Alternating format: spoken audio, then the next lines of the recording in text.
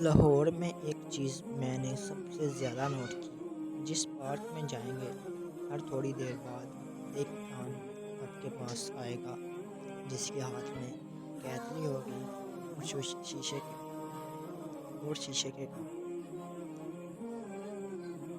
جس کے ہاتھ میں کیتلی ہوگی اور شیشے کے کپ ہوں گے۔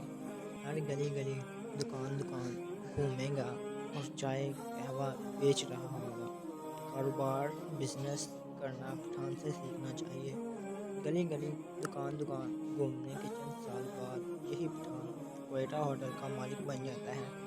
گلی گلی کے نکڑ پہ بنے تندور کی ایک ہی بنیان پہنے پٹھان روٹیاں لگا رہا ہوگا۔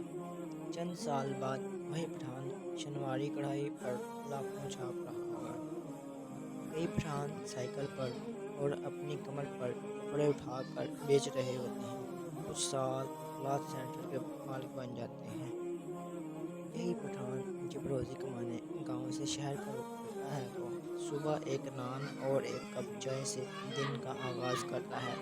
چند سال ڈیفنس، گلبرگ، لطیف آباد جیسے علاقوں میں اپنی پوری فیملی منتقل کر لیتا ہے اور اس وقت ان کے بچے روغن نان اور زیتون سے ناشتہ کرتے ہیں، کیونکہ پٹھان کوئی کام کرنے سے شرماتا نہیں۔